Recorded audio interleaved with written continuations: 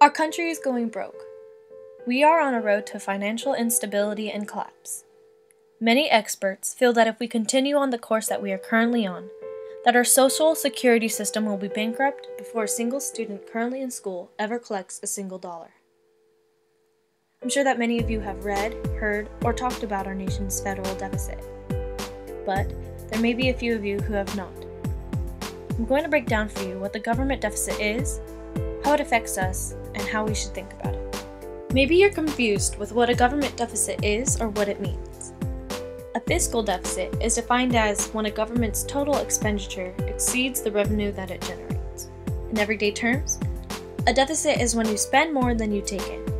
For example, on a personal level, let's say that you make $40,000 yearly in income, and you spend $45,000 yearly on things like rent, food, entertainment, etc. Your deficit is $5,000 yearly. $40,000 minus $45,000 equals $5,000 in deficit. On the other hand, a surplus is when you spend less money than you take in.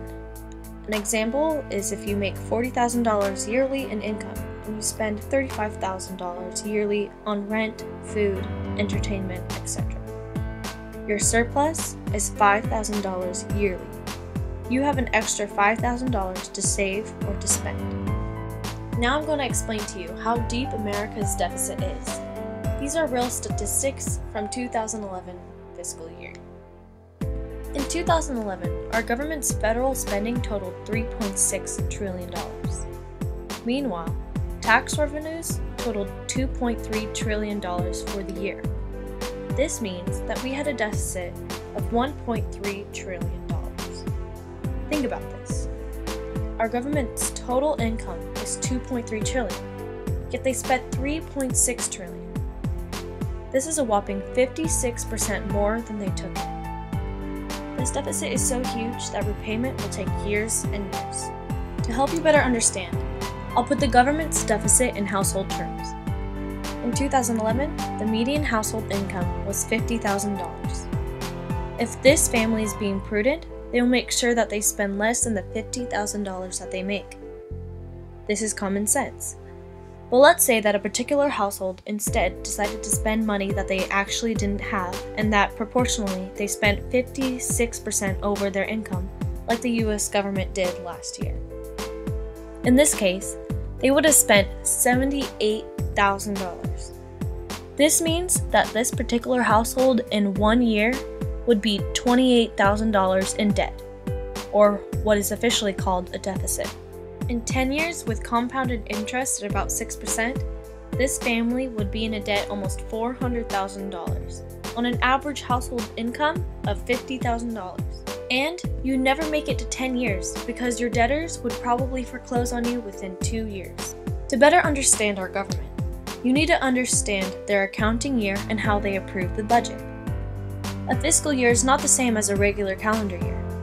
Where a calendar year begins in January and ends in December, our US government's fiscal year begins on October 1st and ends September 30th. From January to February of every single year, the government plans and submits a government budget proposal to Congress. From February until September, Congress debates, amends, and enacts the budget. October is when the new budget is enacted until the next fiscal year. This means that for most of the year, the President and Congress are debating and deciding on the government's budget. So, how does the government come up with the money? The government gets most of its income from tax revenues. Tax revenues include personal income taxes, social security taxes, corporate income taxes, and indirect taxes.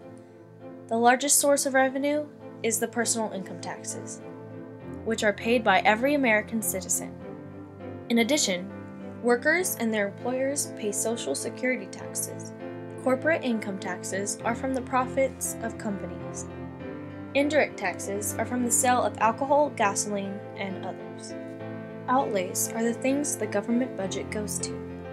These include transfer payments, expenditure on goods and services, and debt interest. Transfer payments are the payments to companies, individuals, and other branches of government. These payments include Social Security benefits, Medicare and Medicaid, unemployment checks, welfare, and many others.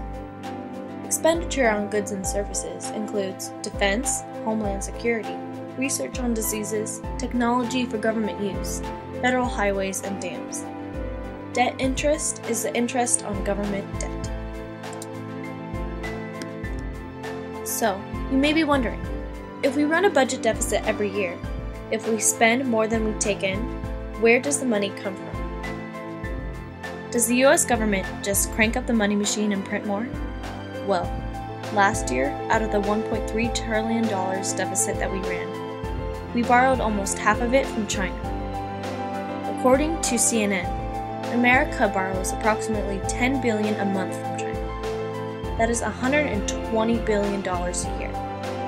Added to that is the interest.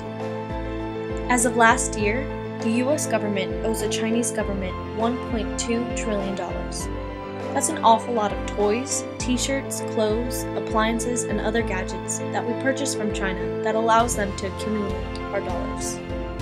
Alright, you may say, why doesn't our government just spend less? Government waste is something that is often talked and argued over. Everywhere you go, you can see the government's money spent exuberantly and unnecessarily. This is a big issue because this is our tax money that is, in many cases, simply being wasted. Doesn't it drive you crazy to drive down the street and see 25 men all in orange vests standing around? Or 15 TSA agents all standing around at the airport while you wait in line for an hour? Or having to wait in line for 2 hours at the DMV while there's 24 workers sitting in the break room? Or what about those $150 million fighter jets? So, after all this, what are some options to close our deficit gap? Well, generally, every solution will cost Americans something. One way we can lower the deficit is to have higher taxation. This would also mean that the government would make sure not to misuse our tax dollars. Another possible solution is for our government to not give us everything we want or possibly need. By the government cutting their spending, they could slowly pay off the debt. But by doing this, they would employ less people, and this would mean higher unemployment.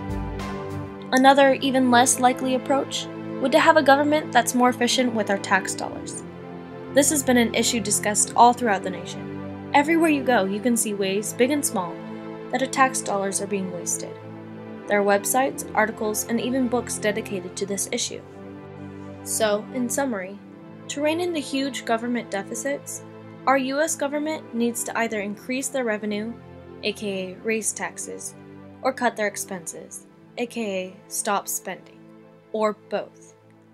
The ultimate solution must be a combination of both. And in both situations, there will be much pain on everyone's part.